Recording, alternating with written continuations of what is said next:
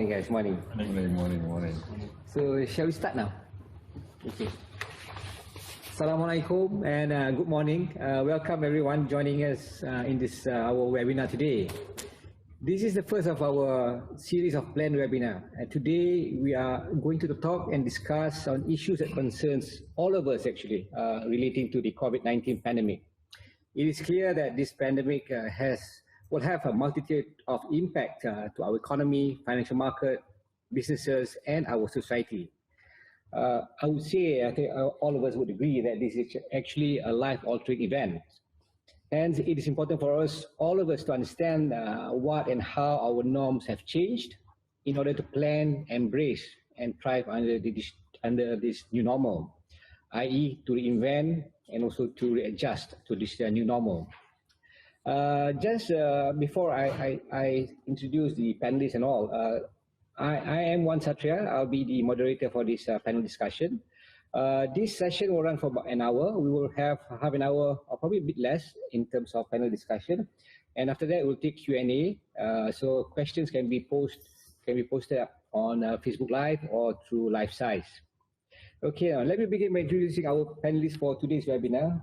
On my right here, we have Dato Charon, Wardini, Mokhzani, our Group Managing Director of MIDF Group. So he's here with us, and hopefully he can, share some of his wise thoughts and profound thoughts. Great pleasure. So further down the right is actually Imran. He is our senior analyst. He specializes in banking. So anything about banking, you can ask him. He's overall in charge of our research department. On my left here, we have Azizi. He's the head of our development finance. Welcome, Azizi. Thank you. So he will be sharing his thoughts in terms of the SMEs and also the stimulus packages and also what we can do to help our fellow Malaysians. Okay, without further ado, I think I'm going to pose the first question to Imran. I think I'm going to give him a question that that probably, I don't know whether he can answer it, but COVID-19, are we out of the woods yet? Imran, please. Thank you, Charon. I mean, certainly that's a very interesting question. Judging by the number of people on the streets going back to work and in some shopping complex, it does seem that we have put COVID-19 behind us. In fact, if we look at Malaysia, the number of cases it has flattened in that sense. But we must be mindful actually, because if you look at other other countries, China has seen a spike in cases. South Korea have just declared they're in the second wave. America, they say they don't have a second wave, but they actually haven't gone past the first wave yet. So pretty much COVID-19 will be there, prevalent, and the threat of second wave is always all too real, actually. Okay. So we don't know whether it's going to end anytime soon. So maybe if I ask Dato Charon, basically, if you look at, we've looked at all the information, all the news coming up from US and Europe and all. We've seen some economies opening up very fast. I mean, what do you think? Is that the right move? Or? Yeah, I mean, just to reassure everyone watching this webinar, we normally do wear masks. We're just not wearing the mask because of this webinar, and we are trying to maintain social distancing. It's a hard question, and whether this is the, as Churchill would say, the beginning of the end, or is it just the end of the beginning, and then we have more to go? Can you put a slide up? Slide number 2. So slide number 2 comes from WHO, and I like using WHO because at least I think you can, although Mr. Trump doesn't trust them, I think it's one of the few international organizations you can trust. And that sets out, according to WHO, there are 129 vaccines in preclinical and 13 vaccines in now undergoing clinical trials. So the idea, good thing here is that you can't discount the ingenuity of human beings and the ability of the scientists to try and solve this problem.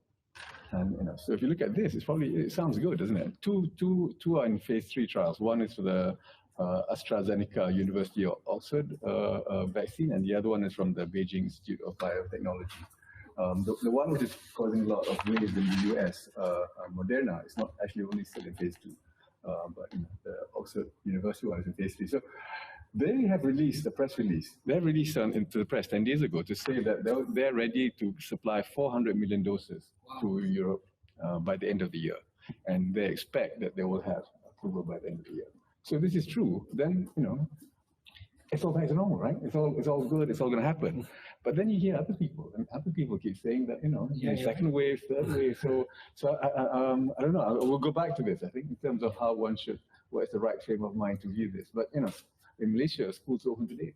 And people are back.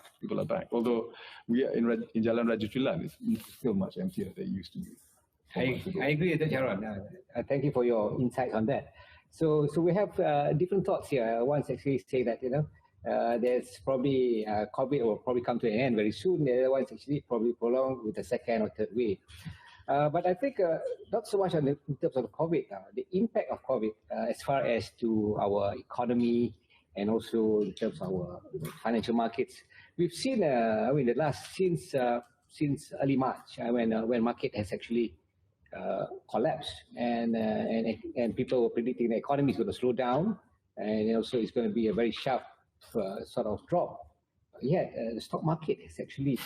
It's so bizarre that the total disconnect between the stock market and the real economy. So Imran, can you share your thoughts here before I get Dato Charon to give this? Yeah, yes, Chairman. If you look at the stock market, how it's performing, it has performed well above, I think, professionals' expectations, I should put. There's a number of factors why there seems to be a disconnect. Well, okay, let's just peel it up a bit. One, we're seeing that the economies, we expect the economies to come to a contraction, not just in Malaysia, but all over the world. And with that, companies' earnings will be affected, hence, you would expect valuation to follow suit. But if you look at the stock market, it's just saying it seems that everything we're past it already. A number of reasons because of that. One is, of course, liquidity.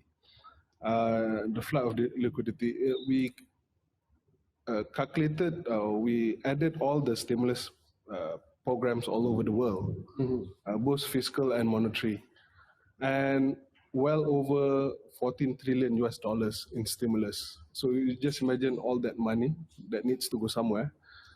Best thing to go is, of course, the financial market.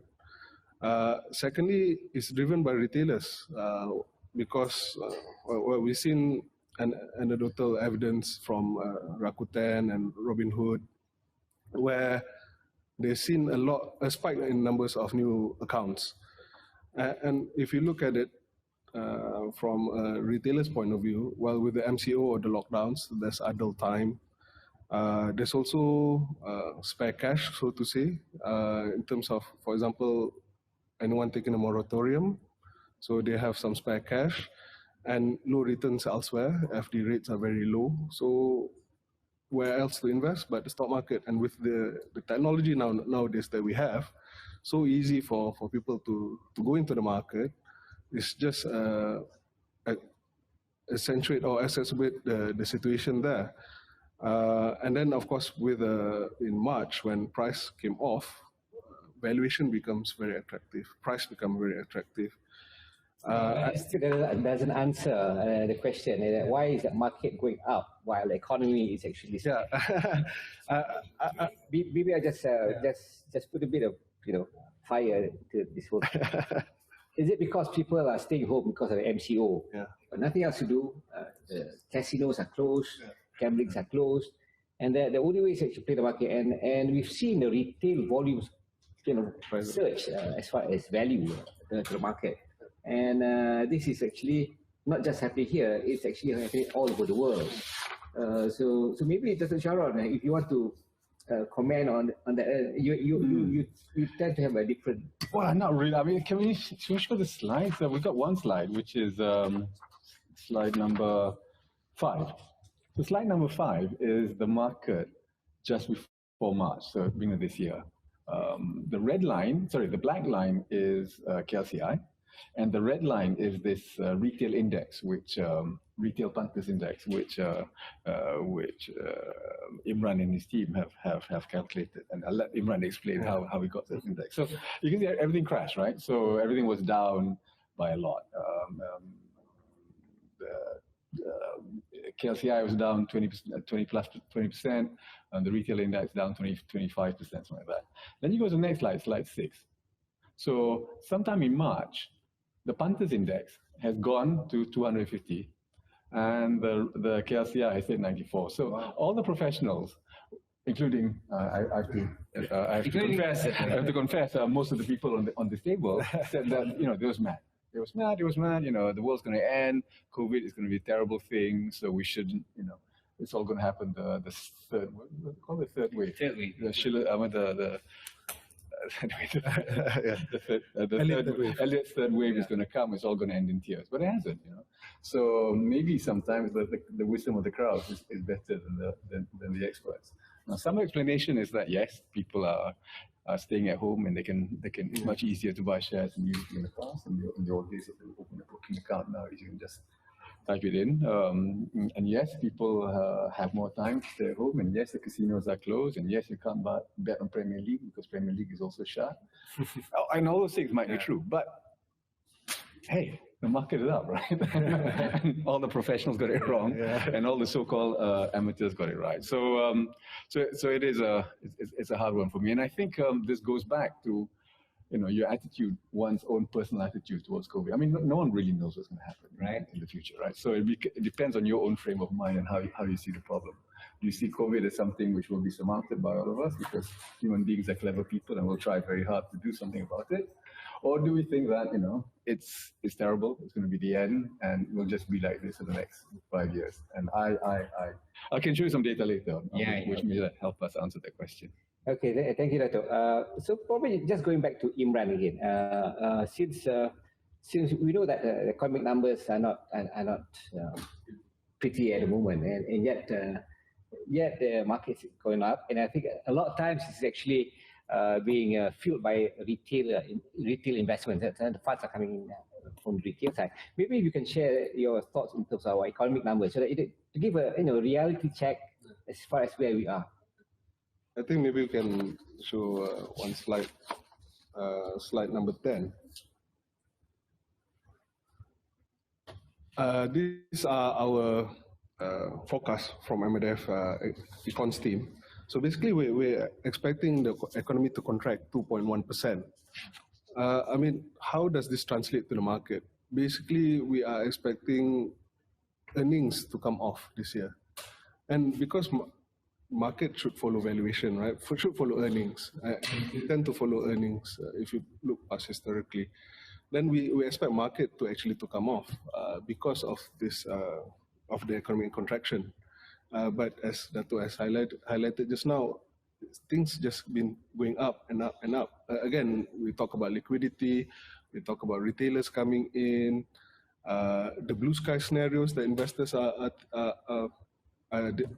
putting into the valuation, because I think a lot of investors are thinking that we're going to get a V-shaped recovery. But most likely, with COVID still being there, still with no vaccine in sight, maybe we'll go to a deep U recovery. So you reckon the deep U is the most likely scenario? At the moment, we do. That's what we think. Okay, it won't be a W or W. But at the moment, we think it's a U. Okay. We posted up some numbers here in terms of our. There's also, I mean, before we talk about stimulus packages, I think yesterday it was announced, it was mentioned by our Minister of Finance, Tengku Dato Sri Zafrul, in terms of the debt to GDP. It will rise from 52% to probably about 55%. So that's almost at the ceiling of the statutory ceiling as far as debt to GDP.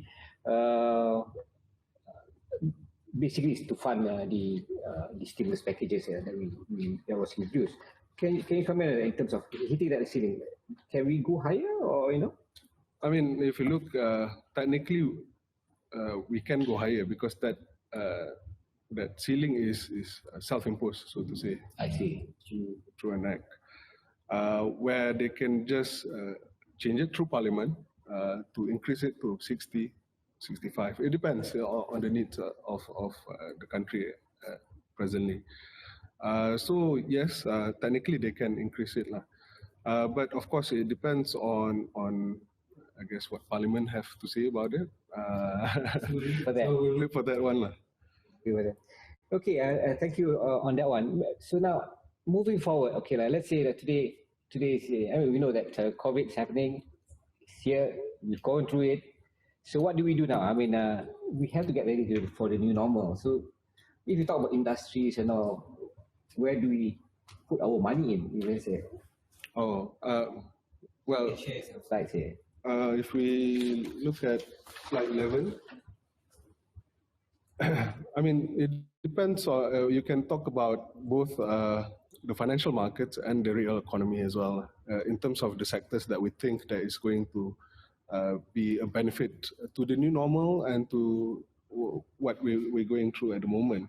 Of course, in terms of the new way of working, IT infrastructure, tech companies would be beneficial, and will be beneficial for companies to go into these areas as well. And then we have the medical equipment, PPEs, gloves, hence why glove counters are still running high as well. And then you have education providers, e-commerce providers as well. But on the flip side, the one that we think that is going to be negatively impacted, even going forward, mostly retail, F&B, tourism. This is all because of change in behaviors. Maybe I'm going to stop you there. So talking about the negative impact, so probably I just pose this question to Azizi.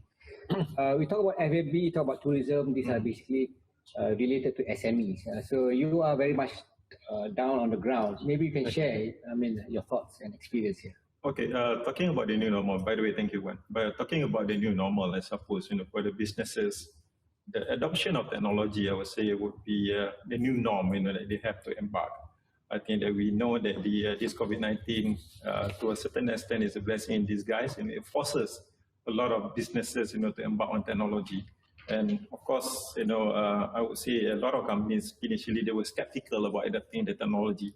But it's proven, even like you working from home, it was something quite normal, I would say, in other parts of the world. In Malaysia, it kind of forces us, to work, working from home during this time.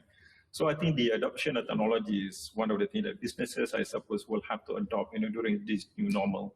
And that means, they have to take this opportunity to reload in terms of their business model, for example, that the way that the distribution channel, the way that the market and reach the product, the services. I think this is the best opportunity. So the need for change is inevitable. Exactly. And perhaps initially you wouldn't know whether it will be successful.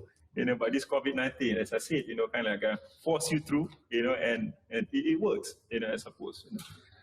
So, and talking about the COVID-19 to the businesses, obviously there are a lot of challenges, And if I were to touch on SME, for example, we know the fact that 98.5% of the business establishments in Malaysia basically are from the SMEs. They employ about close to about 7 million people. About 66% of the workforce contribute about 38% to the GDP. And there are I would say maybe there are four main challenges that they face. One, this slide here. One is basically on the cash flow. Based on the various survey done by the various associations, SMEs cash reserve can only last for 4 months. 4 months. Without any generating any revenue or any income. And we had the MCO for 3 months. We were lucky that the government intervened, fast enough. And some of these businesses, I suppose they were in the brink of collapse, but the government came in and assist them, And apart from that, the accessibility to finance, yes, the government has basically announced, close to about 300 billion in terms of the stimulus packages, to help the economy, to help the business to go on. But then I would say it's kind of impossible, for the government to assist all the companies to the fullest, and also to reach all the sectors, within the economy. So the question is now is which sector the government must go in and help, which sector to prioritize. We know, it's impossible. We talk about tourism, for example, the best, the worst hit sector. Are we saying that the government should go in and channel the resources to the tourism sector? And the same thing goes, how much is sufficient? And what happened to those sectors are not being helped or not getting enough help from the government? And of course, there is also delivery issues. How fast? Are we fast enough in giving the assistance? To those needy businesses. Yeah. So during the MCO, of course, we have the logistic issue. Yeah. And the last challenges, of course, faced by the businesses during this time will be on the demand supply chain. We know that a lot of companies, were shut down during the MCO. Even recently, they just being open. Yeah. So I got to stop you there. Thank you. Yeah. I understand what you're saying in terms of all the problems that we have. But this is not just only in Malaysia. So globally, because it is actually unprecedented all over the world. Yeah. Maybe what we can do is that probably I just turn to Dato Charon. When it started, when this pandemic started, and the borders were closed, infrastructures were, supply chains were disrupted, the government came in, and I think they learned from the 97 crisis, 07 crisis, oil crisis 2014. And I would say that, to be fair, I think the government has actually played a major role in trying to bridge, to mitigate or to buffer this. Maybe that you can share. I'm sure you have discussions with the higher ups, and also maybe you can share some of your thoughts here. No, I think the government reaction was right in terms of I'm just talking from a economic financial point of view. One of the things we all worried about was employment, and so for example, the government came out with this wage subsidy, where it's not a loan, it's an outright grant. As long as you keep your workers who are paid less than 4,000 ringgit a month, you don't keep them employed, the government will actually subsidize their wages, going back. And that was great. That was really, really important, because what we can't afford is to have, if you look at the SME numbers just now, two-thirds of Malaysians are employed by SMEs. So we hadn't looked after the SMEs and kept them going, we could have seen some really serious unemployment going. At the moment, the last number we have is in April, which is 5% unemployment, which is a lot. For Malaysian standards, it's a lot. That's 750,000 people unemployed, even though we put all this government incentives in. And you have to remember as well that the DOS figures only includes Malaysians and registered migrant workers. Right. We don't know how many unregistered migrant workers are now unemployed. If we add them into it, it's probably more than 1 million people unemployed easily, which is a lot. Yes, which is a lot. And the government has to do something. But Azizi is right. We can't. It's impossible to help everybody. We can't help every single hotel which is closed down. We can't help every single restaurant which is closed down. So how do we decide who to help and how much to help? And I think that's always going to be a big issue. Yeah. So basically, we all agree that there's only so much the government can do to tide over this period. Yeah. So basically, what happens is that during this period, you have to look back, reinvent yourself, and to move forward into the new economy. So let's go back one step further. Now, let's talk about the government assistance. Our Minister of Finance came in on 9th March. So I think he has completed his 100 days. Congratulations to him. And over a period of 3 months, he has introduced 2 major stimulus packages, which is a Prihatin, and also the other one is the National Economic Recovery. The National Economic Recovery. So those are the 2 ones, 260 billion and 35 billion, and also they injected about 45 billion fiscal funds into to support part of the stimulus package. So maybe I'm sure that a lot of agencies around the country played a role in terms of coming up with this. and whether do you see that as these two stimulus packages are sufficient for the time being, or do we see possibility of others, new ones coming up? I think the ones which have been announced have not been exhausted yet. So, money has been, for example, money has been allocated for agriculture, R1 billion has been allocated for agriculture. I don't think we come close to drawing on those funds. So I think there's still some more to go, even what has been announced. Maybe people don't need the money, or maybe the message is not going out. I'm not sure, but certainly there are many funds which have not been drawn down. And it's good. It's good that the government is. Given the size, it's huge. Maybe I'll throw this question to Azizi. So there's so much money that's supposed to go down to the people that's really most impacted, which are the workers. You mentioned earlier about about the difficulty, there are bottlenecks for these funds to come down. So maybe you can share your experience, and maybe what are the ways that you can suggest to overcome this. Okay, just to echo what Dato mentioned just now, I think the government has come up with huge amount, 300 billion in total, and I think in the last, the National Economy Recovery Plan, 40 new initiatives, are being introduced, in terms of the incentive and so forth. And I think that the key objective of the stimulus packages or assistance from the government is basically to reboot the economy, to address the unemployment issue or the job issue, to stimulate consumption, and also to help the businesses, especially the SMEs. But as I said just now, I think that if you look at the numbers, looking at the latest report from MOF, for example, that the take-up rate of the various soft loans by the government is only about 2%, of the SMEs. I'm talking about the SMEs, benefited, from these soft loans, and only about 3 out of 10 companies, SMEs, basically take up the subsidy. And if you're looking at the micro businesses, the microcredit loan provided by BSN and Tekun, for example, it's only 4%, out of 600 over micro credits, that applied for the loan. So why is it, that the numbers are still low? So in my view, there are a few perhaps, things that contribute to this lower number. One is, I do not know, maybe the banks or the FIs, they are being too cautious in terms of the giving loan. They're still a risk adverse.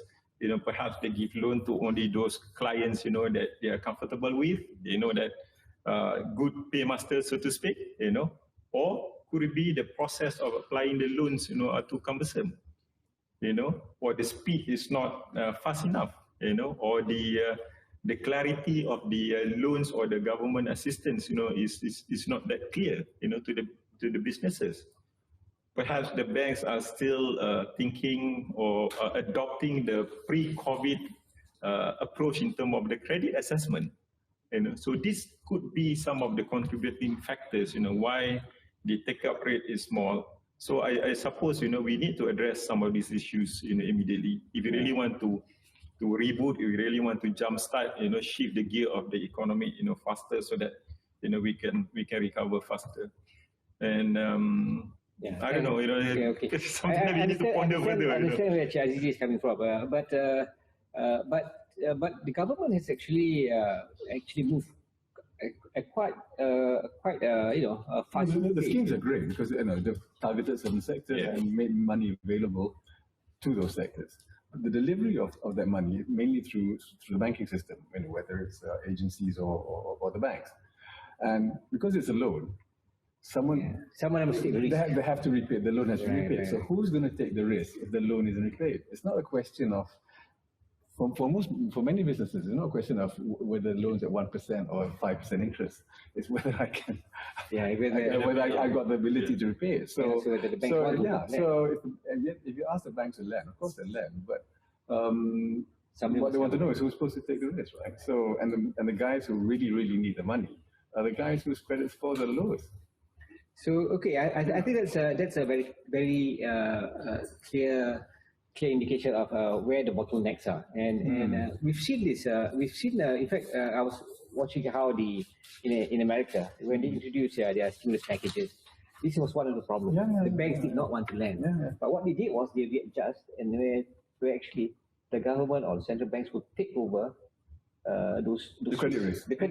So that's what happened. So I don't know whether here that would be something. But as a nation, can we afford to guarantee the credit of every single business in the country, right? But I suppose it's something that we can for them to ponder and also that's a hard one to do. Okay, so I think we are about there, and maybe just before we go into the Q&A session, maybe Azizi, since you are here and you work with SMEs, what can we offer to the SMEs on your side?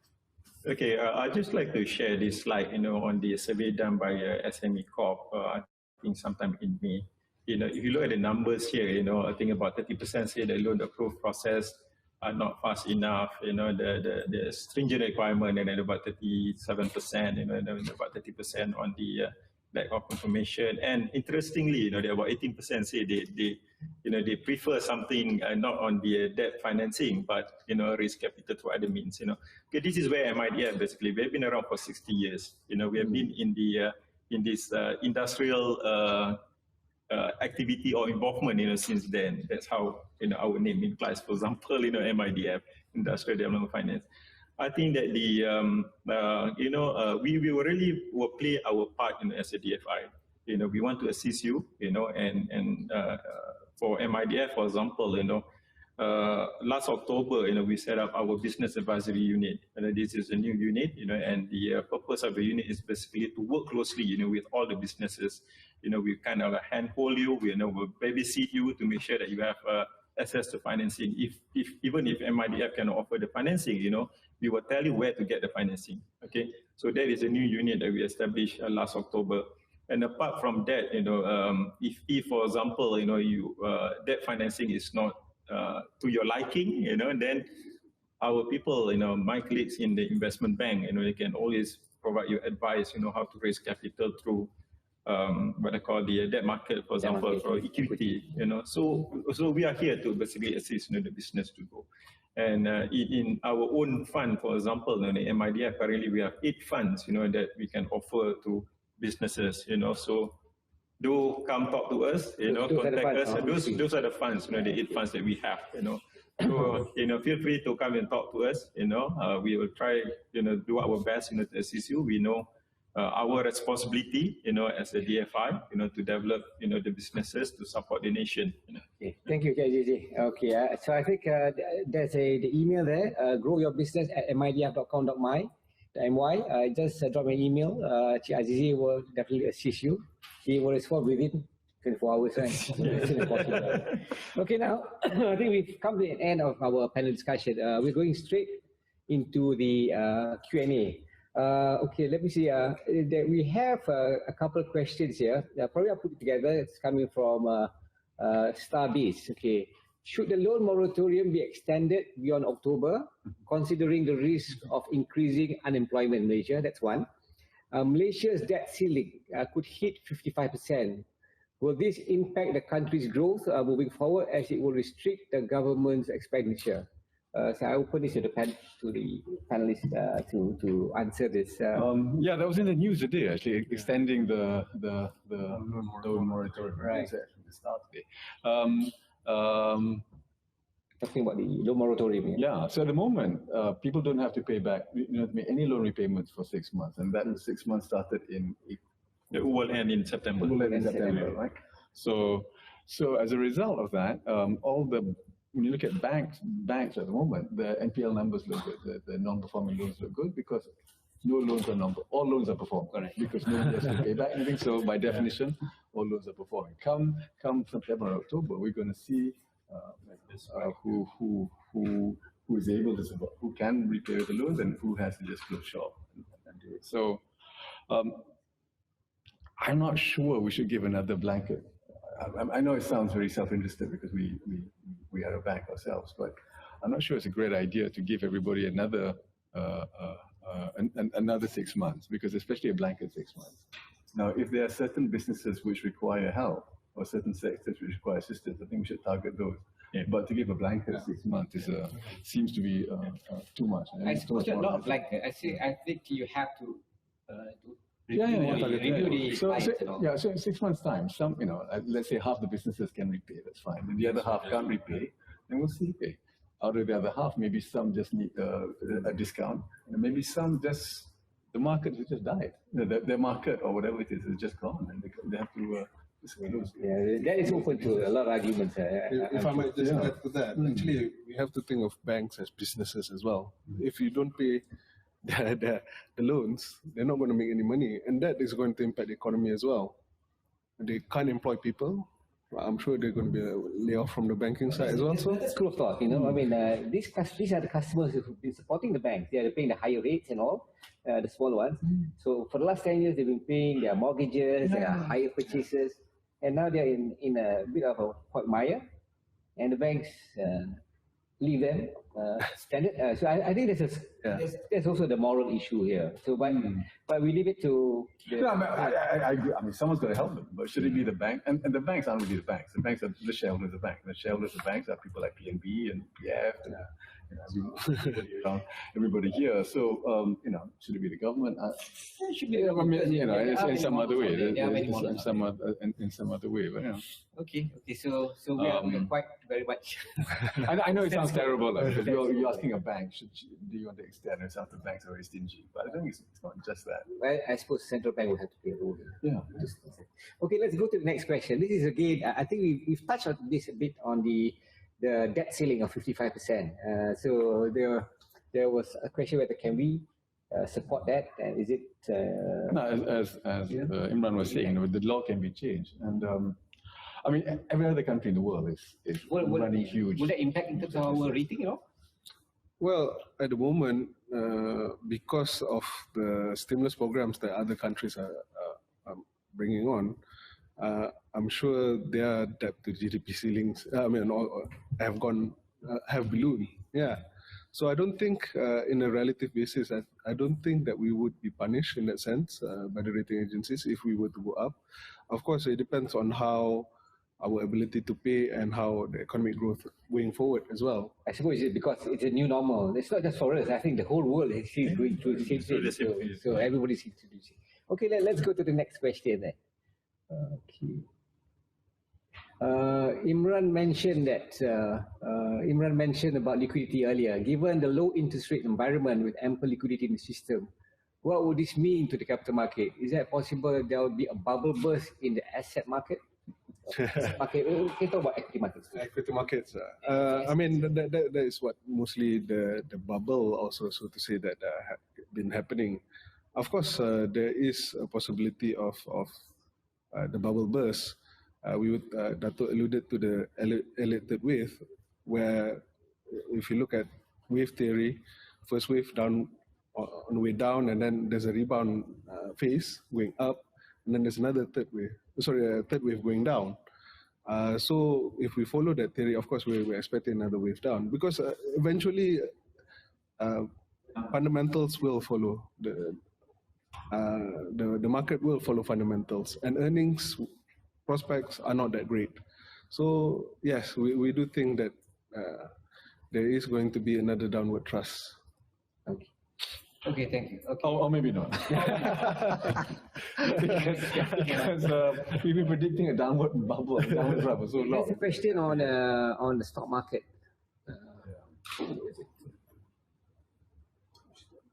Right. Okay, then. How sustainable is the rebound? How sustainable is the rebound in the KLCI? What is going to fuel the upward momentum moving forward? This is a very interesting topic. We've discussed this every morning. Yeah? And probably, let's pass this to Charon. No, I mean, everywhere around the world, there's this wall of money coming out from governments, right? This factory being pump. And a lot of the money is finding its way back into the stock market. It's not meant to find its way back in the stock market. It's meant to help businesses run, etc., and keep people going. But a lot of it is finding its way back in the stock market. And there's this belief among many investors that the government's never going to let the market go down. That somehow the government will save the market. Certainly the US investors behaving that way, right? Anything happen? Anything bad? Whatever happens, more money gets pumped into the government. Wall Street tends to be the one that's actually driving the market. And the stimulus package is going here. I mean, there's no direct stimulus for people to go and play in the stock market, but somehow that money is finding its way in the stock market. Right? But that question is actually very, very interesting in the sense that this is where Imran, you have to answer this. How far can it go? And I mean, we talk about the bubble. We talk about, we've seen crashes before. Yeah. And when this market, when a stock market crashes, it's not the institutional investors that will suffer. It's actually the retail one. And you see that, I think based on I think May's numbers, Bursa May numbers, I think about 50% of the value is actually from the retail side. So imagine if, let's say, the stock market were to crash, when touch wood, it won't, but it would fall. So that would impact people who actually, put in their life savings into it. So how long can we sustain? Or probably you can just, what should be the investment strategy? Okay. I mean, how long it will be sustained will be a difficult question to answer. If I know, then I'll be in the market. But yeah, I mean, certainly at the moment it looks sustainable. But we think that it will not be long. What we expect, as I said earlier, the market will follow fundamentals and earnings sooner or later. So with the more bad numbers coming up, then we expect that will be put a downward pressure to the market. So in terms of investment strategy, of course, we always try to tell our investors to really do their research, look for companies that are strong fundamentally in the defensive sector, if possible. Things like Tenaga, things that, will... With good dividend yields, and the like. So I think that's how people should look at the markets. Okay, so that's some advice. So maybe we go to another question. I think it's more related towards the SME from Sheikh Fauzi Rahmat. The tourism industry is one of the worst hit sectors due to the COVID pandemic. Would there be any initiatives from MIDF or other development agencies to assist this sector? So, Azizi, this is your area. Okay, basically, tourism sector is fall under the services sector. We know that services sector is wide, and as I mentioned earlier, it will be tough for the government, to allocate special assistance, just to cater for the certain sector or certain industry. Back to this tourism sector, that of course in MIDF, we have some funds, that can be made available, to the services sector, including the tourism. But to boost the tourism industry, it depends on it is more the demand side.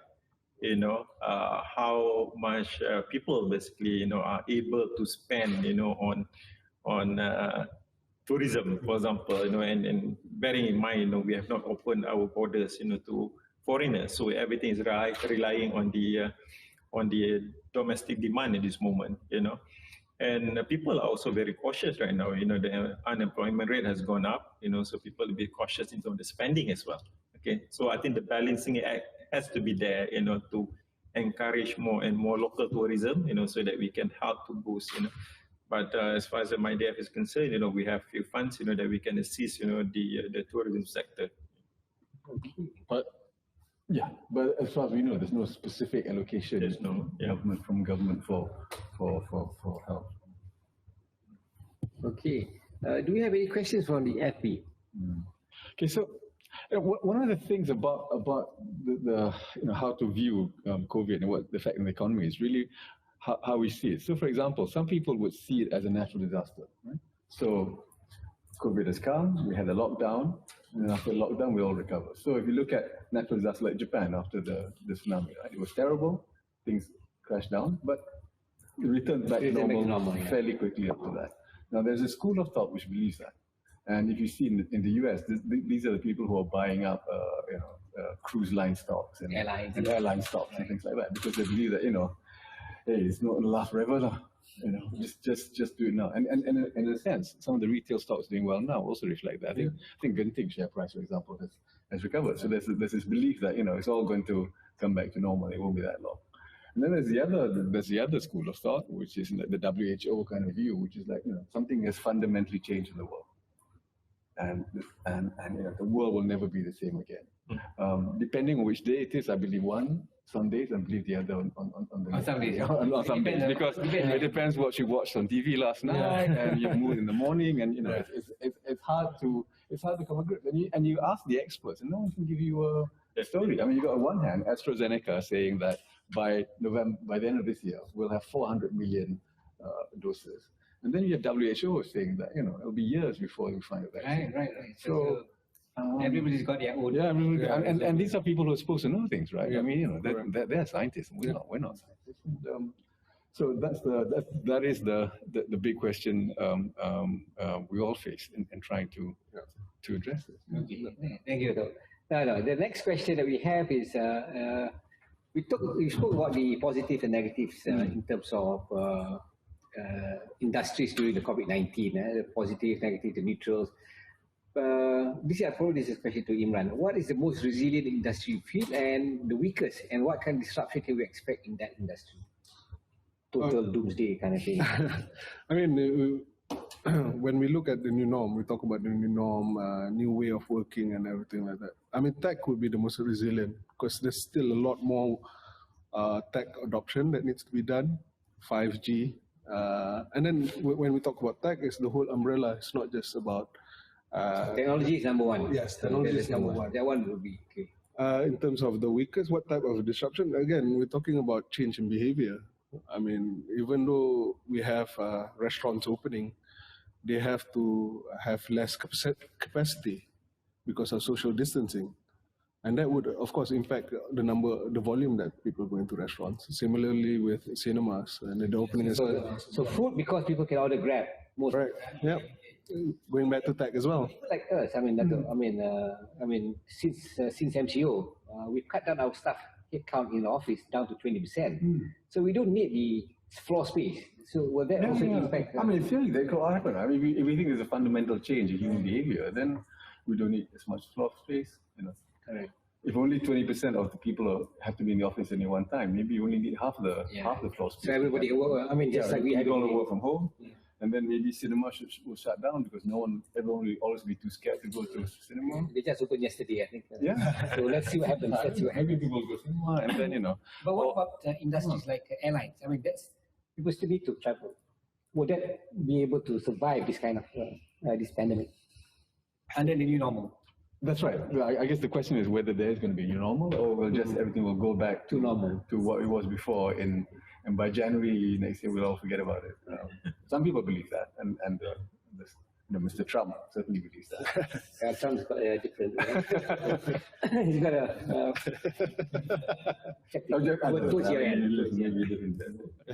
Okay, probably we'll take a couple more questions. Would that be okay?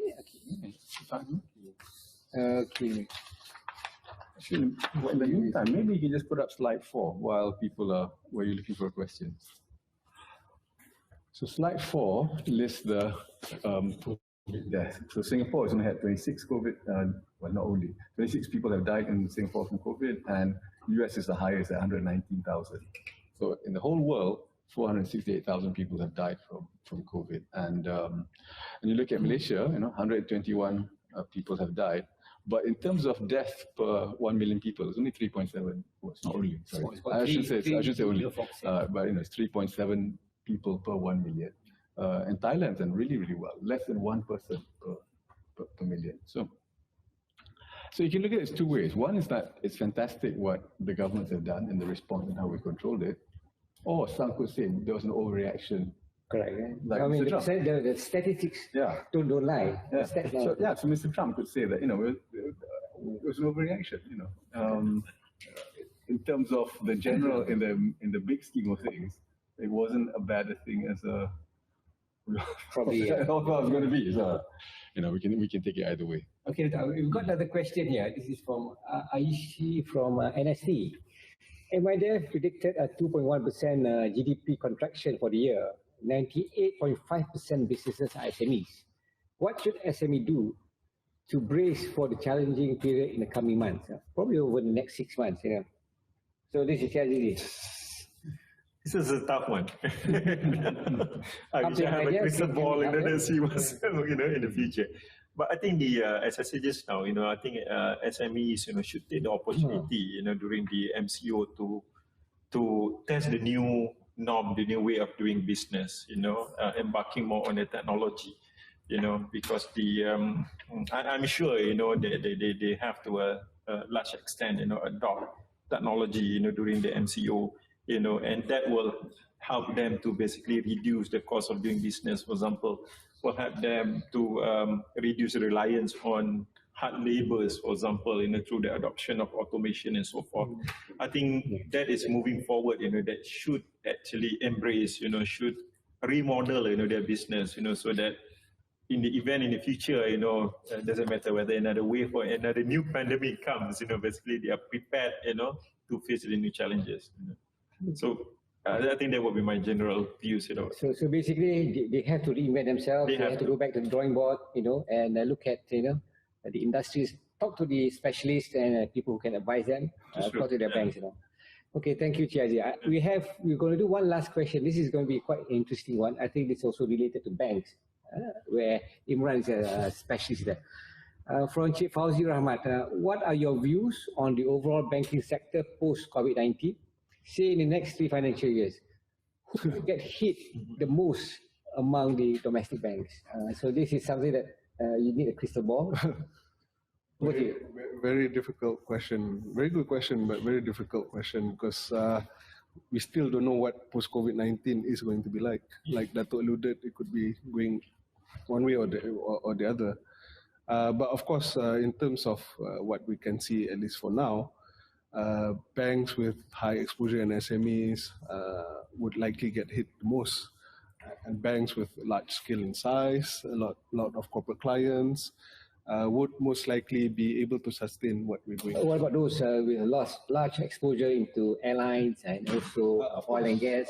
I mean, of course, oil and gas, not so much, I don't think, because I think oil and gas eventually, the price have recovered and eventually demand would recover as well. But in terms of airlines, of course, definitely, at least in the short period of time.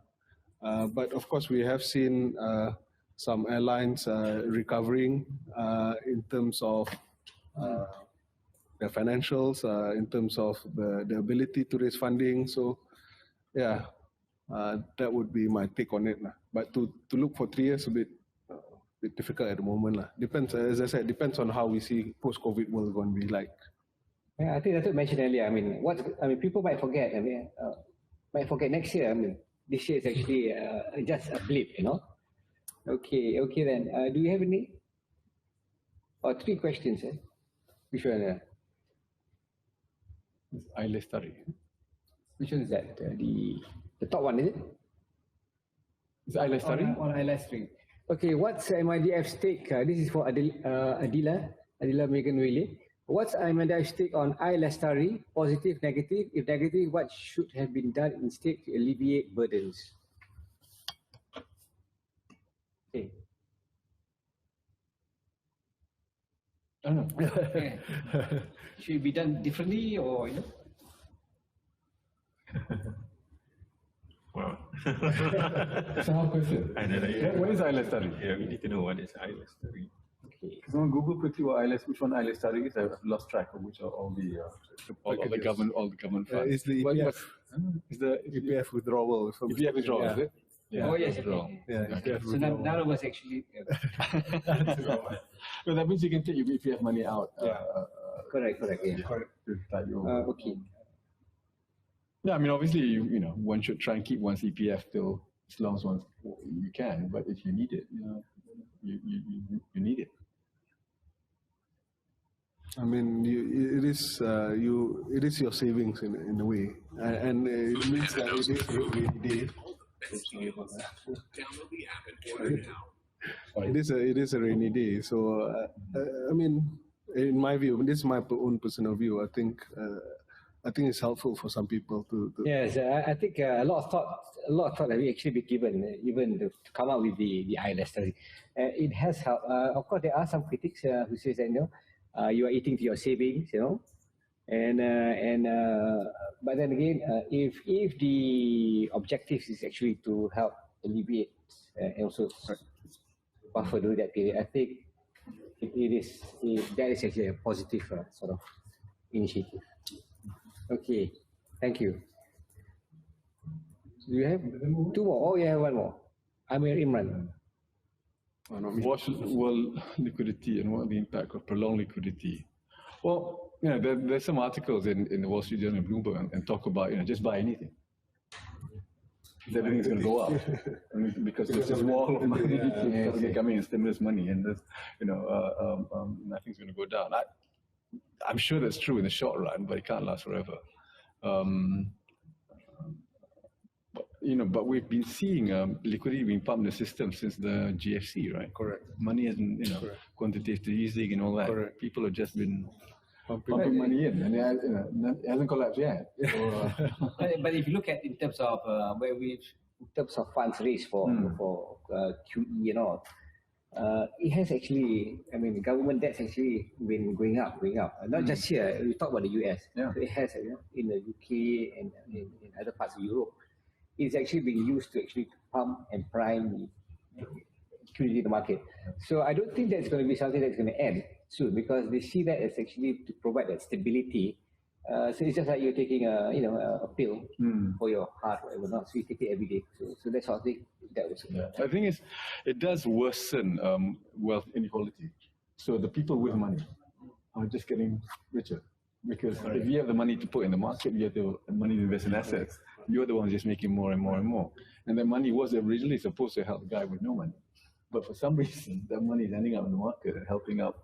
So unfortunately, it does mean that the rich get richer. And which again, in the long run, is not sustainable. You can't have a situation where a small section of the population just goes not just slightly wealthier, but way. So liquidity will continue to be there? Yeah, it seems to be. Yeah. Okay, now we'll take a last question. This is one Cik Rashdan. Could social distancing and stay-at-home measures change economic behaviors permanently? Well, it's a big question, isn't it?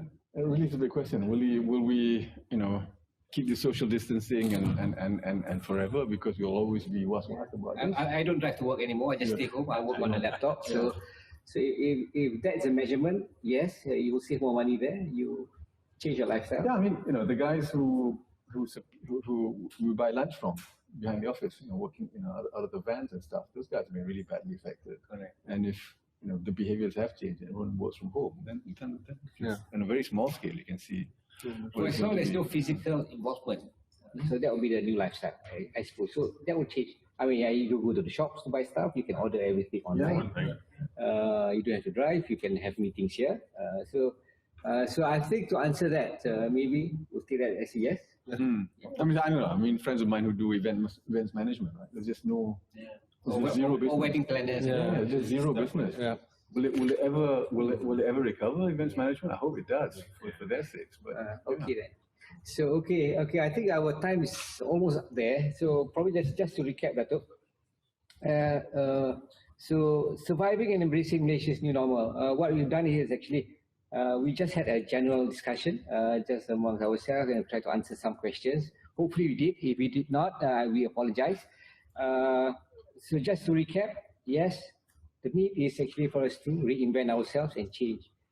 How will it pan out later on? Yes, of course, the new normal will be there. So we have to change. We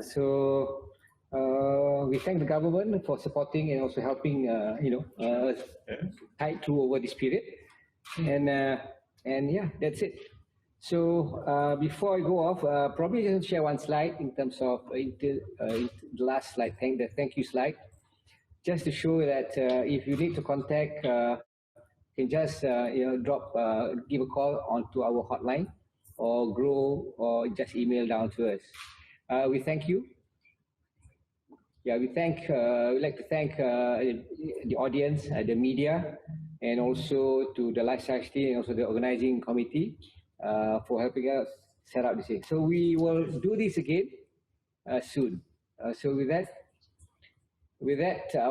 last but not least, as far as the presentation slide, we have a full deck. You can always download from our website. Just go to www.midf.com.my. It will be available at 1 o'clock.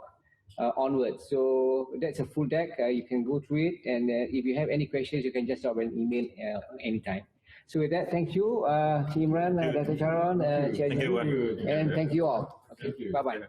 All right.